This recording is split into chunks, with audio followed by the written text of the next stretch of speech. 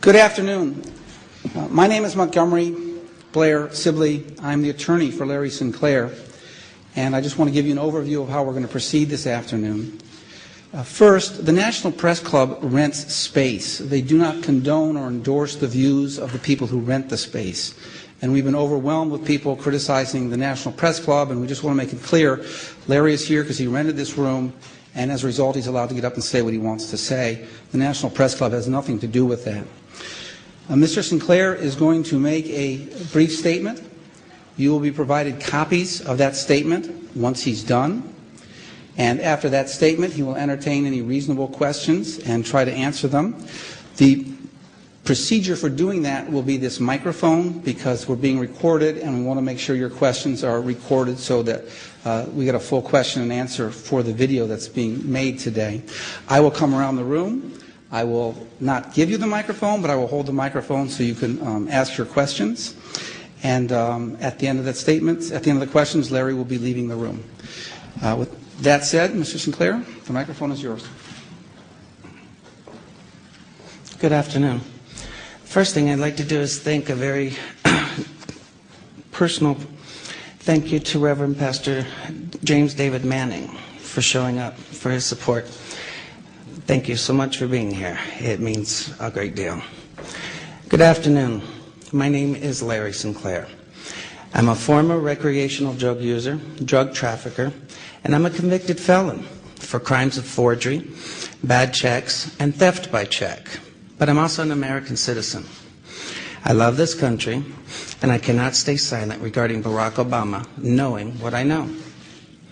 Today I will discharge my obligation as a citizen to witness this knowledge to you and raise questions for others to investigate and consider. I'm going to briefly describe my background and experiences with Senator Obama. In 1999, what appears to me to be a coordinated effort to discredit me, and finally a list of questions. After this brief statement, I will take and try to answer any reasonable questions. Please understand, I will respect your questions and try to answer them. I will not be disrespected, nor will you. My background. I'm 46 years old and I currently reside in Duluth, Minnesota. I am a U.S. citizen. I've made mistakes in my lifetime. I have been convicted and served prison sentences for writing bad checks, forging checks, using stolen credit card numbers in Arizona, Florida, and Colorado. These events occurred over 20 years ago, between 1980 and 1986. After going public on the internet with these claims against Senator Obama earlier this year, I became aware of a warrant out of Florida dated from 1986, which I have resolved, and it has now been dismissed. I also have an active Colorado-only warrant for alleged theft and forgery. I am not ignoring this warrant, but am addressing it with the court in Colorado as well as with the district attorney's office. I have a pending motion to dismiss this warrant, which I am waiting to have calendared by the Colorado court. I have lived and worked under 3 different legal names. My birth name is Lawrence Wayne Sinclair. Later on, I had my name legally changed first to Loray A. Silvas and later to Loray Vizcarra Avila. Both name changes were conducted legally in the Pinal County Superior Court, Florence, Arizona. I legally returned to my birth name in the Fremont County District Court, Canyon City, Colorado in the year of 1997. In regards to the Obama incident, I flew out of Colorado Springs, Colorado to Chicago on November 2nd, 1999, arriving in O'Hare early in the morning of November 3rd. I went to the Chicago area to attend the graduation of my godson, my best friend's son, from basic training from the Great Lakes Navy Training Facility. I made reservations at the Comfort Inn and Suites in Gurnee, Illinois, based solely on the location to the training center. On November 5th, 1999, I hired the services of 5-Star Limousine. Excuse me. I had hired them both for November 5th and November 6th of 1999. On November 6, 1999, I asked the limo driver, whose name I now reveal for the first time, Jagir Paramit Mutani, if he knew anyone who would like to socialize and show me Chicago. One note, there's a typo in the statement that you will get at the end of the statement. We will put an updated and corrected version on a website that you will also be given access to, as far as the name is concerned. Mr. Mutani understood that I was looking for someone who knew Chicago and would enjoy socializing. Mr. Mutani said he knew someone who was a friend of his. On November 6, 1999, after picking me up at the hotel in Gurnee, and this is significant, Mr. Mutani used his cell phone to make a call. That call was made to then Illinois State Senator Barack Obama to set up an introduction between myself and Senator Obama. Upon arriving at the bar and exiting the limo, Senator Obama was standing next to Mr. Mutani, and I was introduced to Senator Obama by name. Later that evening in a bar which I believe was called Alibis, and I state believe because I have failed so far to get Citigroup to provide the credit card receipts that has the actual name. I mentioned I could use a line or two to wake up. Senator Obama asked me if I was referring to Coke, and I stated I was. After stating I was, Obama stated he could purchase cocaine for me and then made a telephone call. This too is significant, from a cell phone to a presently unknown individual, during which Senator Obama arranged the cocaine purchase. Senator Obama and I then departed the bar in my limousine and proceeded to an unknown location where Senator Obama exited the limousine with $250, which was provided to him by me. Returned a short while later with an 8-ball of cocaine, which he gave to me. I did ingest a couple of lines of cocaine, and shortly thereafter, Senator Obama produced a glass cylinder pipe and packet of crack cocaine from his pocket. Obama then smoked the crack cocaine. I performed fellatio on Senator Obama in the limousine during the time Senator Obama was smoking crack cocaine, after which I had the driver take me to my hotel, the Comfort Suites, Gurnee, Illinois. The following day, November 7th, 1999, Senator Obama appeared at my hotel room, unannounced, uninvited, where we again ingested cocaine and I again performed fellatio on Senator Obama. Significantly, both the driver's telephone call to Senator Obama and his call to the drug dealer should appear on the driver's and Senator Obama's cell phone billing statements. In the fall of 2007, September 2007, I contacted the presidential campaign of Barack Obama to request solely that Senator Obama publicly correct his stated drug use record to reflect his use of crack cocaine with me in November of 1999. When I made the first contact, I left with the presidential campaign of Senator Obama a telephone number for the campaign to return my call. The first number I provided was a Texas cell phone number.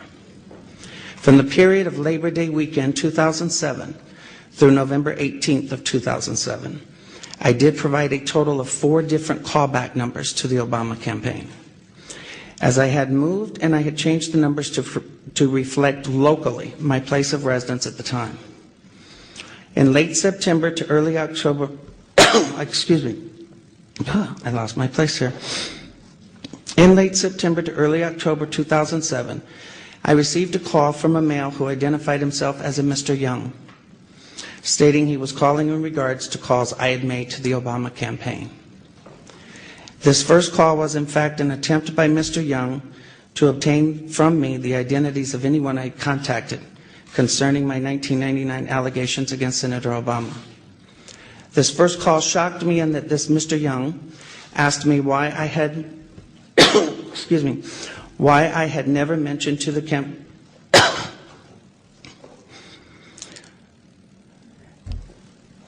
shocked me as I had never, hold on, I'm lost here. Thanks, because this is getting, I can't even see it. The first call was in fact an attempt by Mr. Young to obtain from me the identities of anyone I contacted concerning my 1999 allegations against Senator Obama. The first call shocked me in that this Mr. Young asked me why I had not asked Senator Obama to disclose the sexual encounters I had with Mr. Obama in 1999. I was shocked as I had never mentioned to the campaign or anyone working for the campaign any sexual encounters, as my call was prompted by drug allegations only. The call ended with Mr. Young stating I would hear from someone in a few days. In mid to late October 2007, I received a second call from this Mr. Young, at which time I clearly became aware that this individual was personally involved with Senator Obama rather than just an employee of his campaign. The tone of the conversation had a sexual nature. Mr. Young did not once advise me how he obtained my phone number, which by this time had now changed to a Delaware number. In late October 2007, I received a text message from the gentleman identified as Mr. Young, in which he stated he was intimately involved with Senator Obama and that Obama was discussing with him and his pastor how to publicly acknowledge Senator Obama's drug use in 1999, and that Obama wanted to be sure I had not discussed the sexual encounters or drug incidents with any media at that time. In mid to late November 2007, in another text message from Mr. Young, he advised me that Senator Obama will publicly correct his statement as to the last time he used drugs, and I did not need to concern myself with publicly disclosing it myself. The last contact I had with Mr. Young was in early December 2007, when he made it clear to me that Senator Obama had no intentions of publicly acknowledging his 1999 use of crack cocaine, and that Mr. Young was in fact doing nothing more than milking information from me for Senator Obama's use.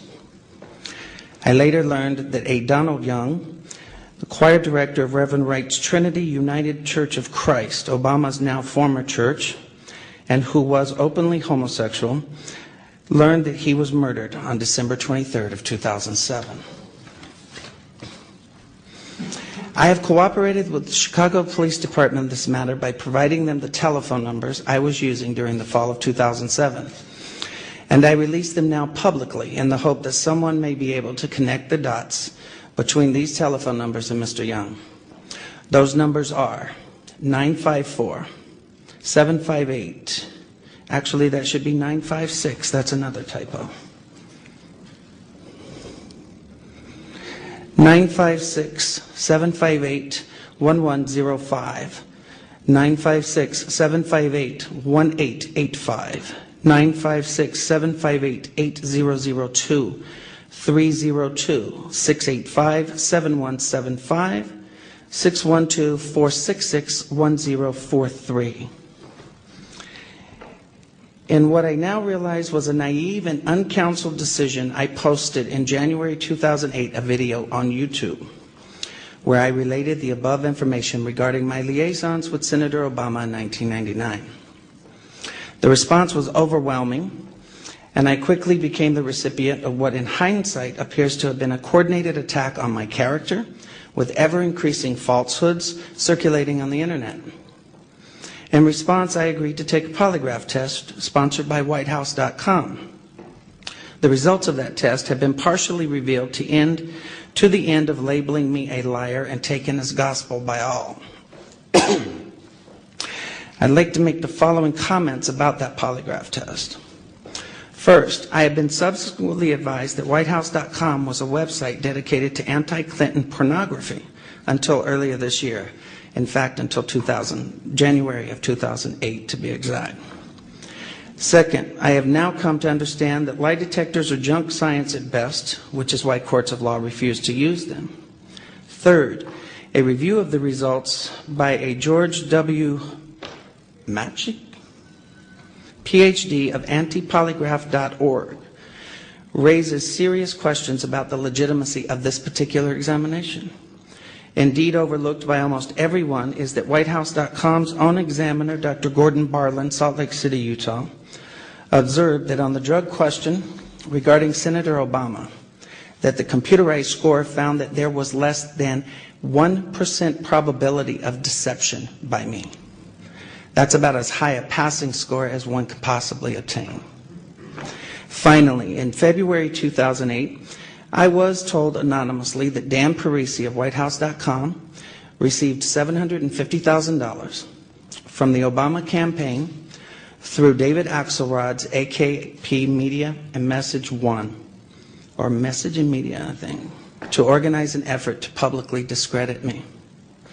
When I confronted Dan Parisi with this allegation, he did not deny it, but instead withdrew the second exonerating polygraph report of Dr. Gordon Barlin, failed to post the video of my polygraph as he and WhiteHouse.com promised they would do, and even removed posts from their website altogether, claiming that I had had enough of the attacks by Sinclair's supporters and Sinclair himself, quote unquote. The polygraph results, as misrepresented, were immediately seized upon by the blogger community, and I became the subject of vicious lies about me. I was forced to file a lawsuit in an attempt to stop those lies about me that had been circulating. That lawsuit sought to obtain the proof of what I was saying about my contact with Senator Obama through subpoenas for the identities of the anonymous bloggers, so they could be linked to the Obama campaign and relevant records of the cell phone companies to prove the truth of my allegations. To date, though the lawsuit is now over 90 days old, Judge Henry Kennedy has refused to permit the suit to move forward so this evidence may be obtained.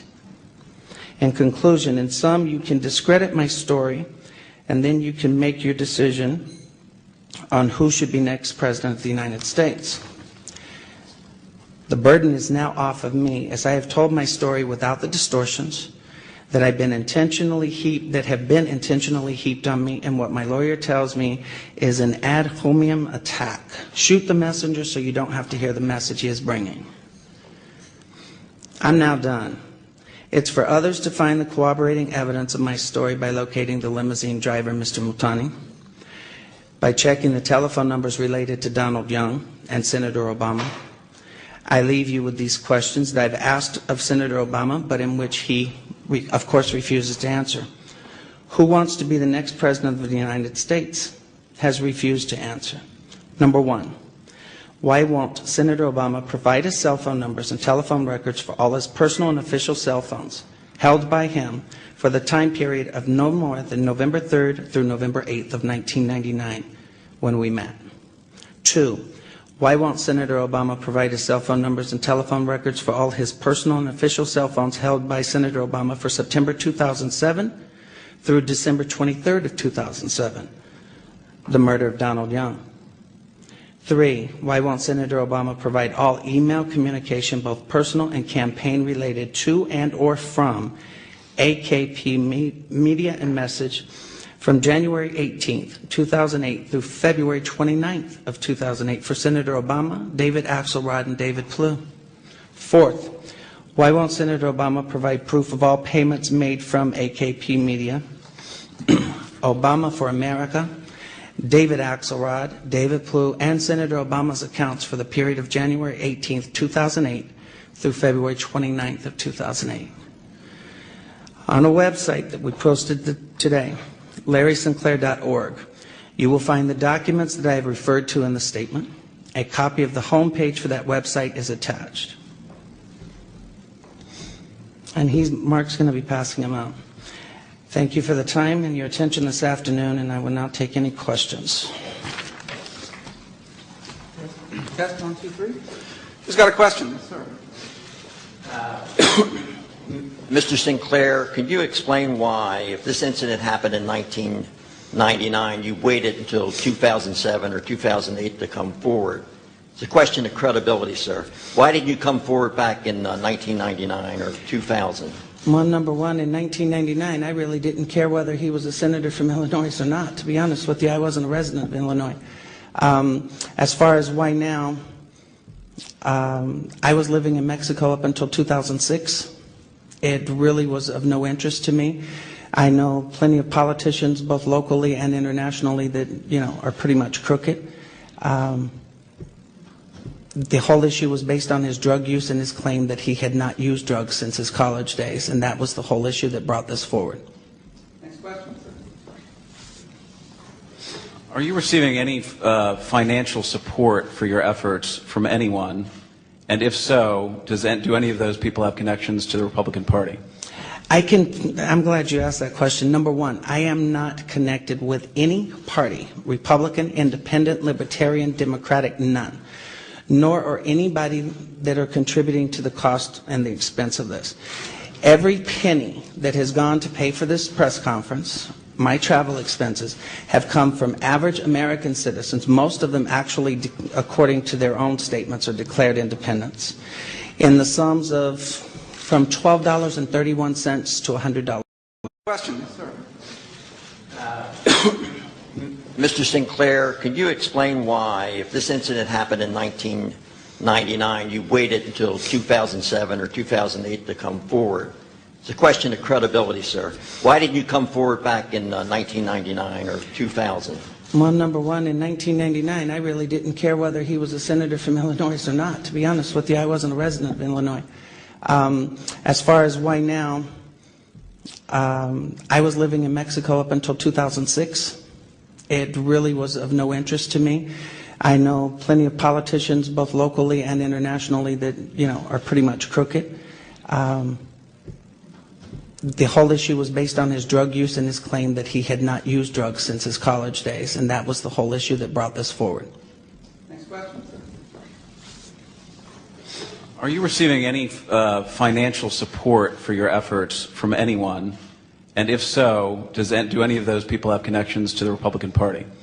I'm glad you asked that question. Number one, I am not connected with any party, Republican, Independent, Libertarian, Democratic, none. Nor are anybody that are contributing to the cost and the expense of this. Every penny that has gone to pay for this press conference, my travel expenses, have come from average American citizens, most of them actually, according to their own statements, are declared independents, in the sums of from $12.31 to $100 each. David Hutchins, American News Project. What is Veritas Federal Media, and what role do they have in renting this venue and the camera crew in back? The media company you just requested, what is it? It's exactly what I just answered this gentleman. It represents every individual person. It's not a company, in all honesty. It was established as an email address when I arrived here for the Democratic National Committee's bylaws and rules and bylaws. Okay, I did. Okay, it's not a company. It is nothing more than a name to represent all of the individuals across this country that have helped get this story out.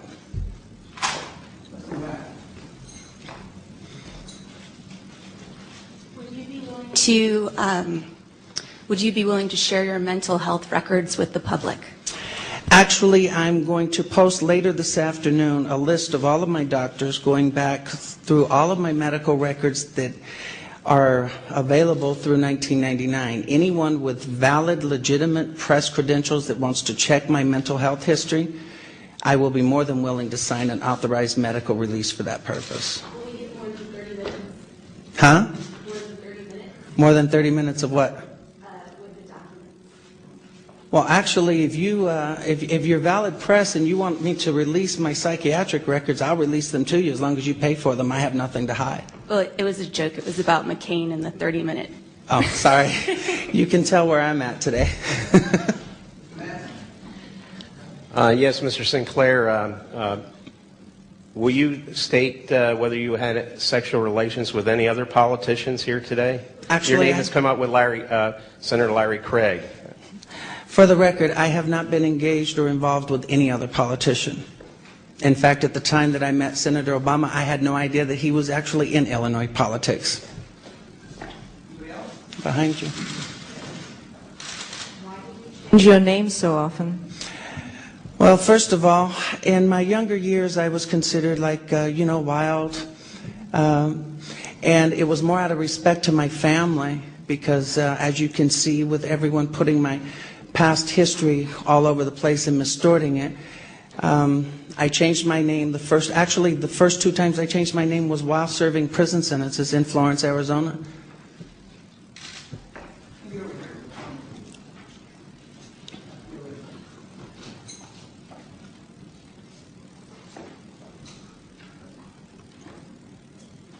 You said that he was introduced to you by name. You didn't know he was an Illinois politician.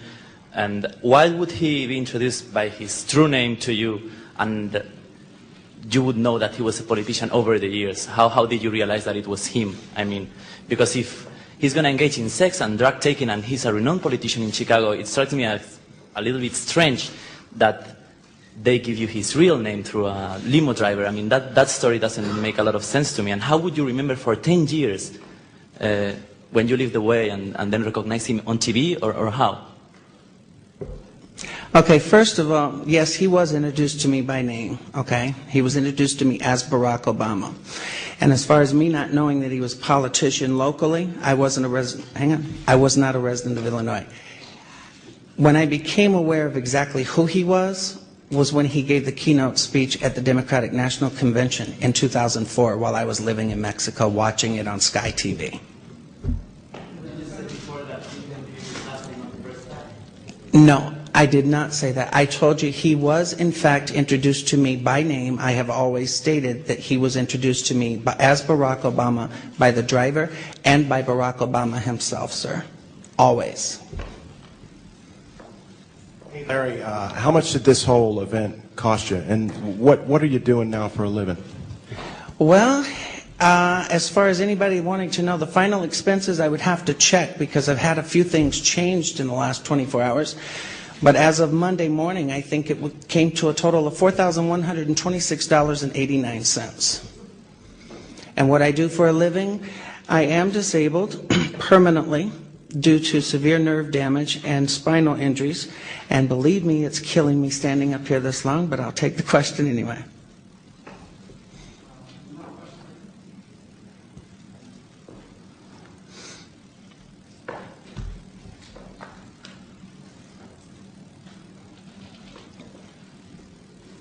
Jim Malone with Voice of America.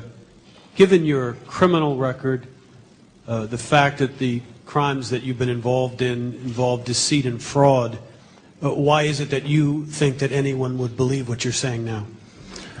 Well, to be honest with you, it's not so much whether you believe me or not as much as you hear me. Okay? I mean, it's not my intention to convince you. First of all, I'm not going to defend my lifestyle for the last 46 years. I've made mistakes. But I've always admitted to anything I've done, including these crimes.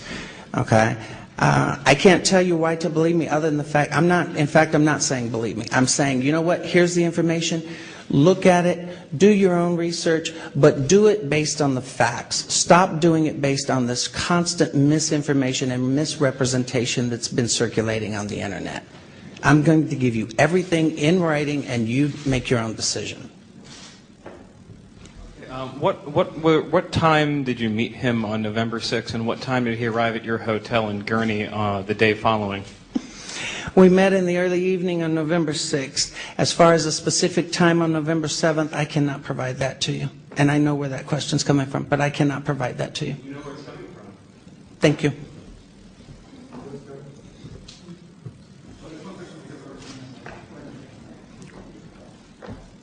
How, when, and where did you incur this permanent disabling nerve and spinal injury? Sacramento, California.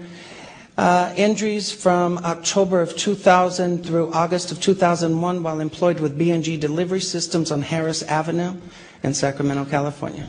And what is your source of income now? Is that my source of income? Compensation? My source of income is disability, Social Security disability. That's your sole source of income? That is.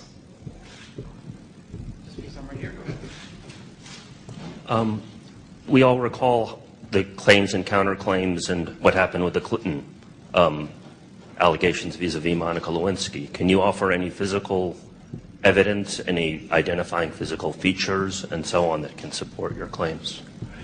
I have already announced that I would identify certain physical features, but I will not do it at this time. It will be posted later at the advice of my attorney after we've discussed the specifics.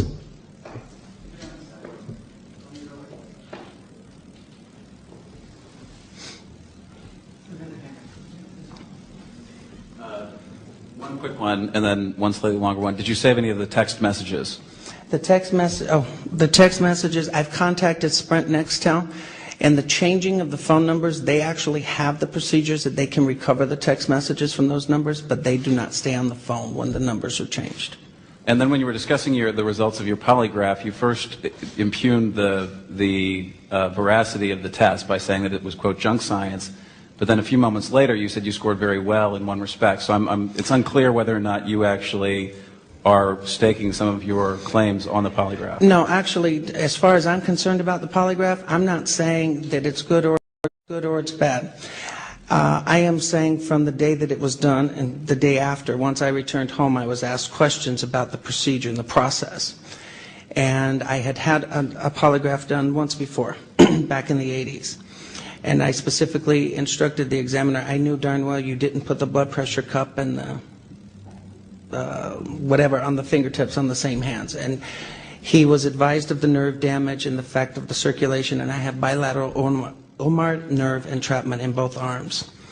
All right. I can't tell you how they did it. I will tell you that his report from Dr. Gelb to the report to Dr. Bartlett completely contradict each other.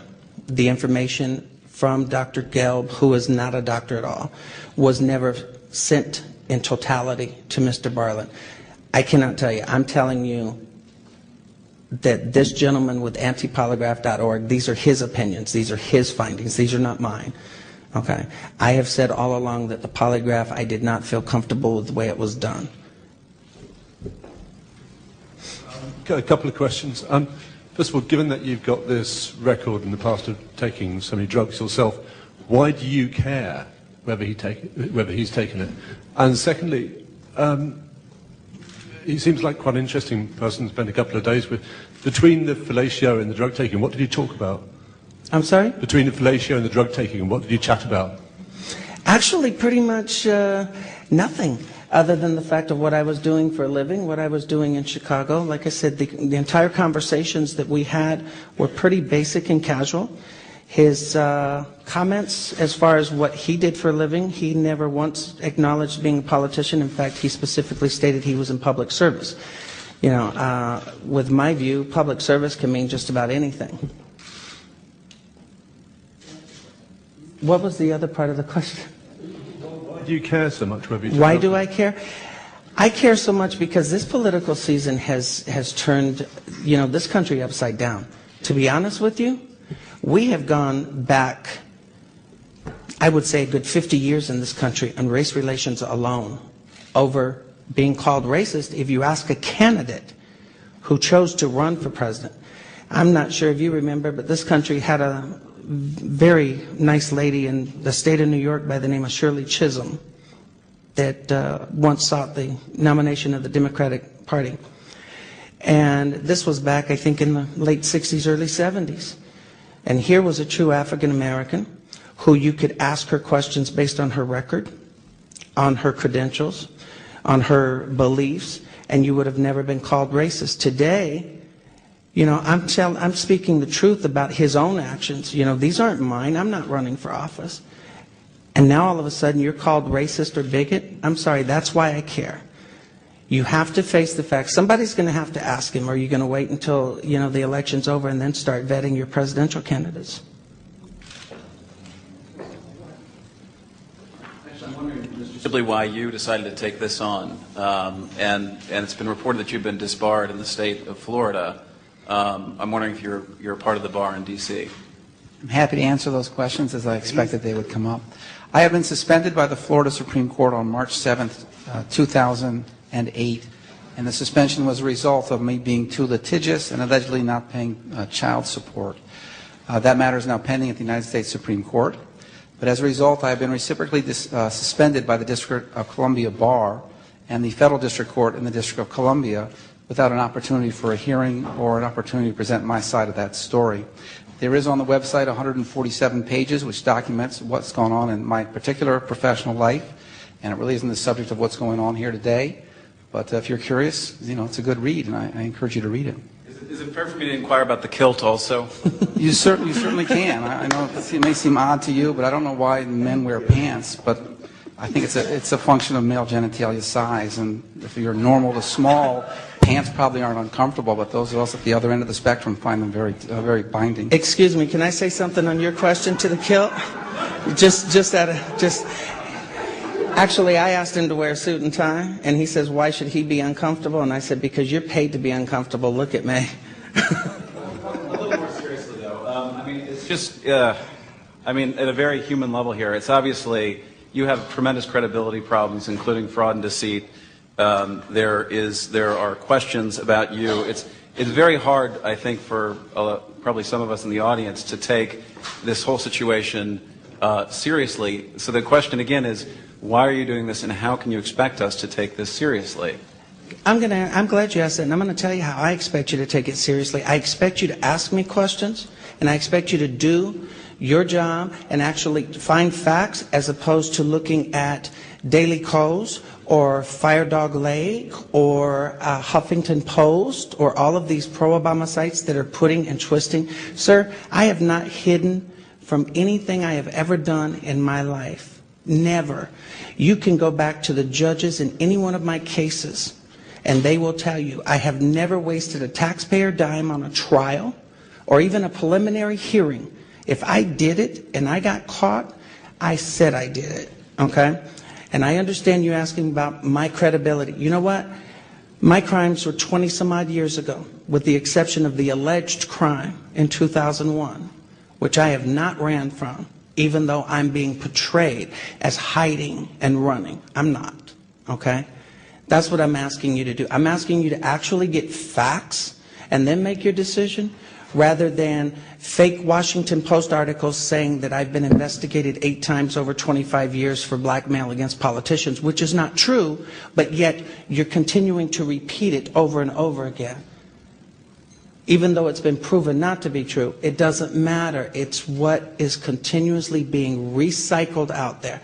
As long as you tell the truth, which I'm doing, you can talk about anything about my past that you want to.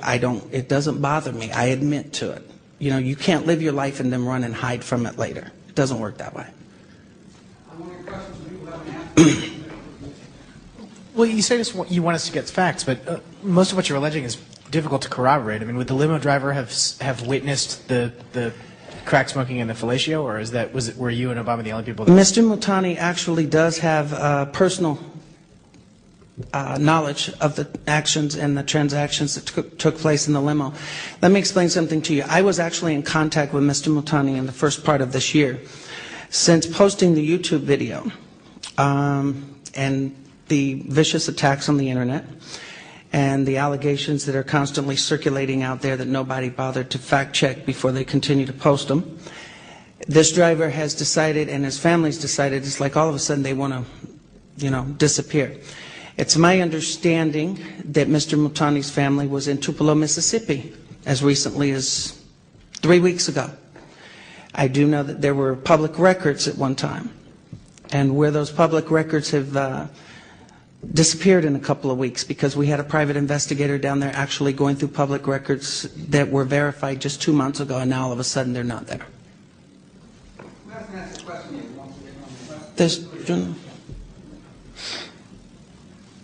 I have a few questions. One, would you make all of your financial records available to the public and to reporters? I mean, I guess a lot of us probably feel suspicious of the way you finance a National Press Club event, the way you pay for a private investigator to go to Tupelo, Mississippi. I have no problem with that whatsoever in posting my financial records. And a follow-up question. The Veritas Media Group, I understand that Joseph Giganti has disclaimed any connection. Okay. But it seems awfully odd that he would be, the spokesperson for Alan Keyes' political campaign, that your organization would be called Veritas. It sounds awfully like a red herring, or what are your comments on that? The name was just, to my knowledge, the name was just drawn out of a hat. This is not something that was done. First of all, Mr. Giganti, as far as I know, has no connections with me. I've never met the man. I've never had any communications with him whatsoever. And he definitely does not finance me.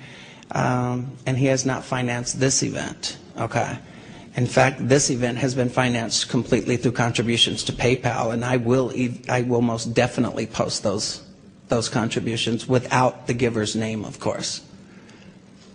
Why without the giver's name? Because would you ask me to expose individual citizens of this country that contribute $25 here or $50 there? I mean, the maximum contribution that's been, there's been one contribution of $1,000, and everything else is $500 or below. There's been one contribution of $1,000, and everything else is $500 or below. In fact, 99.9% of it, I would say, is $100 or below. I understand you have a terminal brain tumor. Can you tell us what kind, in what lobe, and how that might affect your mental health? I will release my medical records when someone asks for a signed release. My tumor has been diagnosed, it has been confirmed, it has been verified by the Chicago Tribune, and I will not discuss my medical history at this point other than saying that there will be a list of my doctors up on LarrySinclair.org later this afternoon, and anyone interested in contacting those doctors for medical records can do so at your own expense. And I will release them.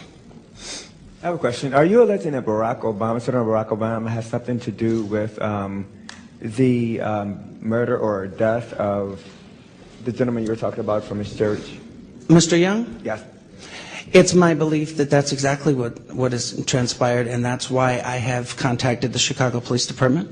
It's also why I provided Detective Robert McVickers with the information that he specifically requested. And yes, that's exactly what I'm alleging. I am definitely alleging that it is my belief, okay, that Barack Obama and Jeremiah Wright either knew who or had the person that killed Donald Young killed. Yes, that's exactly what I'm saying. And sir, I'm wondering if you could remind me which records you would like to have released by the Obama campaign. It sounded like the list was rather extensive and it spanned a number of years. Well, no, actually, the only thing we asked him to do was to authorize the release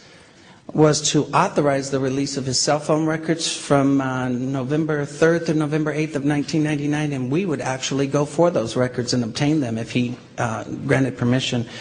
The other records, I believe the only thing we're asking for is his email account records and cell phone records from, September 2007 through December 23rd of 2007, and January 18th through February 29th of this year. Pardon, it's interesting. Wouldn't the right love to comb through those records, I'm sure, to see what they could find, even if it's completely unrelated to what you are saying here today? Well, first of all, I don't know who's referring to the right or the left, because I'm kind of like, I'm one of those middle kind of people. I don't tend to fluctuate on either side. And as far as combing through those records, we've asked those records to be authorized to be released to us in a federal civil case. I have no intentions of disclosing his personal records. I mean, want to subpoena them for evidence purposes, nothing else. Sir, yes. I'm sorry if I missed the answer to this earlier. Who is paying your fees? On Larry's website, there's a PayPal button to donate to his legal fund, which is me. And like Larry's other PayPal account, I've gotten maybe $5,000, nothing over $500, and most of them, like Larry's, are small ones. And we got a few checks in the mail, but nothing over $100. Exactly. Are you in negotiations to write a book or any other paid media? Sir, and let me make this clear for everyone, I am not negotiating with anyone for any selling of stories, book publications of any kind, paid media appearances of any kind. What I want the media to do is to take the story, understand it, get the facts straight from me as opposed to the internet, and you make your decision whether or not it's something that the American voter needs to be informed of. You do that, I'm done, okay? I have not attempted to make any money from this. I don't want any money from this. I don't even want any notoriety from this. I want people I really want you to let this guy ask a question. Okay. I had a few questions. First of all, you said that you became aware when Obama gave his speech at the Democratic Convention. Why didn't you keep your cell phone records with when Mr. Young called you? Like, were you billed for the cell phones? Actually, the cell phone records, you need to understand something. My cell phone numbers at that time, and in fact my cell phone currently, is through a division of Sprint Nextel called Boost. Those records are available to me online for a 45-day period. Now, they do have the records, and they actually have confirmed that, and I've agreed to have them. I've turned them over to the Chicago Police Department and actually authorized their release to them, which they don't need me to authorize. I have personally contacted Sprint Nextel approximately 2 weeks ago asking that they dig up the records off of their system for each of those phone numbers from those periods and provide them to us. And I was instructed to make that request over a web form on the Sprint website. And if anyone here has Sprint or Sprint Nextel, you will know that Sprint is probably the worst cell phone provider company to deal with. But I will be getting them, and like I said, they have confirmed that those records are available. Are you going to post those on your website as well? I will. And do you have the names of your best friend that you were visiting in Chicago? Has he testified or just said on the record that, yes, he was in town in Chicago because of my son? I will tell you this, John Crutzen from the Chicago Tribune should be able to confirm that that's been verified. I will not release my godson's name. Not with the attacks that have been leveled against my family and my childhood friends in South Carolina. I'm not about to let these people do that to him. I will tell you the last name is Dukes. That's all I will tell you. D-U-K-E-S. All right, and last question, in your first YouTube video, you did say that the events took place between November 3rd and November 8th, and now you said that they started on November 6th. No. What I said was that I was in Chicago from November 3rd to November 8th. And see, this is another incident of misrepresenting, people twisting it. My statement was, while in Chicago, between November 3rd and November 8th of 1999. Okay? I've always stated as far as dates, it would be November 6th and November 7th of 1999. Yeah.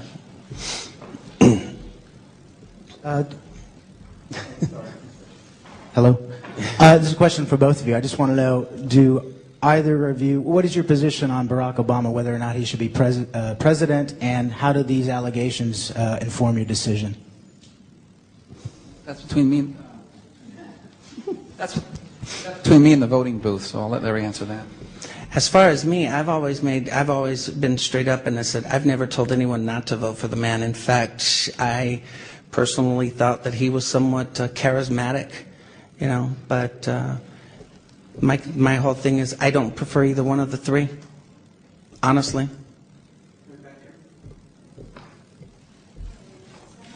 Hello? Yeah. Senator Barack Obama is a charismatic person. Did you fall in love with him when you had sex with him in 1999? And secondly, what are your feelings today? What are your feelings? Okay, first, no ma'am, I did not fall in love with Barack Obama. But it's a good question because people have made that allegation. No ma'am. And Barack Obama is only charismatic by being molded that way. All right. Once you take the teleprompters and the lights out from in front of him, you get a whole different person.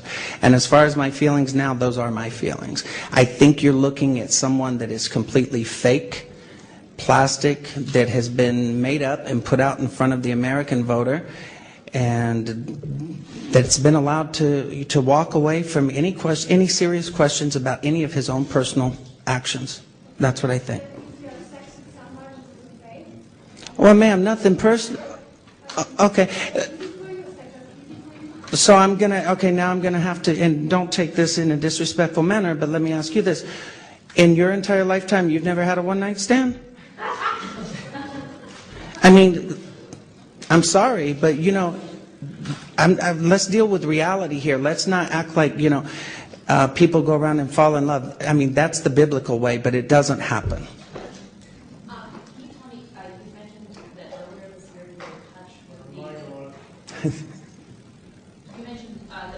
You were in touch with the limo driver. Can you detail that contact, and did you save those phone records? I was in touch with the limo driver, and the contact was basically letting know that I had made public allegations on YouTube after having notified a reporter with the New York Post, who the Post had decided that it was just a little too hot for them to run with at the time. I was informed that if, in fact, the story broke and this individual felt that there was enough media coverage where he was safe, then he, in fact, would come out and corroborate those statements. It was just a little too hot for them to run with at the time. I was informed that if, in fact, the story broke and this individual felt that there was enough media coverage where he was safe, then he, in fact, would come out and corroborate those statements. That's all I can tell you.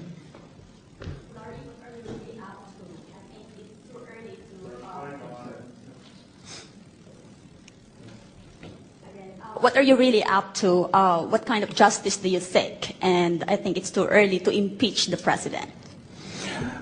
Well, let me ask you this. You say it's too early to impeach the president, so you've already elected him. I thought that was the whole process of having an election in this country, of the candidate actually being vetted before the American public. Nothing personal, and believe me, this is not personal between me and Barack Obama. The only part of this that has become personal between me and the Obama campaign is the organized and orchestrated attacks against me and my family on the internet. That's the only personal part. Outside of that, these are true statements. My thing is, what you just said, I think you want to ask your next president to be truthful with you and not put up a book that he claims, oh, I was a street kid who found my way later. But later is not quite 1999. That's all I asked him to do originally, was just admit that his drug use was still current as of 99, okay?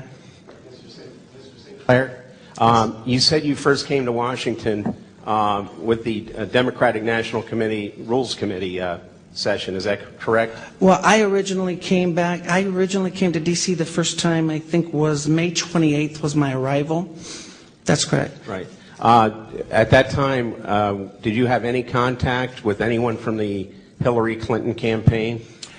Are you referring to anyone that's official with the campaign or someone who official supports? or unofficial? Okay. Official or unofficial? I've had no contact, to the best of my knowledge, with anyone that represents the Clinton campaign or any other campaign. As far as speaking with people who adamantly support Hillary Clinton, yes, I'm sure I've spoke to quite a few of them on that day.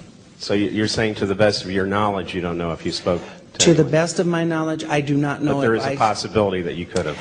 What I'm telling you, sir, is I'm not going to stand here and tell you that I didn't speak to someone, because I may have spoken to one lady that, represented themselves to be one thing, and that's catch-22, and I'm not going there. I'll wind this up now with just a few more questions. So if anybody who has not asked a question wants to ask one first, I want to give them an opportunity. Montgomery. And then this lady in the black. Can you tell us why you think that Obama and Wright are somewhat involved in the murder of the choir master? My entire opinion of that matter is based on phone conversations with the gentleman identified to me as Mr. Young. This person made it very clear that they were personally and intimately involved with Barack Obama. The first contact that was ever made between me and that person initiated to my cell phone number, which was only left with the Obama campaign. And this person specifically made the statements that he was discussing Obama was discussing with him and his pastor on how to best deal with that situation. And then he ends up dead on December 23rd. That's how I'm saying it. And if I didn't answer it clear enough, let me know and I'll go back. Just one last question. Well, I'm sort of wondering if there's any truth to the rumors that you're at all associated or have been contacted by the Bilderberg group, but that's not my question. That's not my question. My question is, because I think we're all dying to know, especially Mr. Colbert. So, was he well hung? Actually, I've referred to that. You know what? I'm going to answer the question the same way I always have. Barack Obama is a wannabe black man with the white boys, and that's where I'll leave it. Yes, ma'am. How was Donald Young murdered? Donald Young was actually shot execution style to the best of my knowledge. However, it's my understanding from discussions with the Chicago Police Department as well as from media accounts is that there was no forced entry. The door was closed. And I've always said that I believe Donald Young's murder was actually made to look like a copycat from a murder that was approximately 1 month earlier. Yes, I also read that there were 3 murders, gay murders. They all 3 were connected to Barack Obama's church. I know of a second individual that was murdered who was in fact indeed a member of the choir. As far as the details to that one, I can't really go into it because I'm not that familiar with it. I do know that a Larry, I think the name is Larry Bland, was murdered in November or late October, early November or something. And like I said, I believe that that was the murder that was used as a copycat to kill Donald Young. Nate Spencer that was shot execution style, and then just recently there was an article that came out that Nate died of an illness.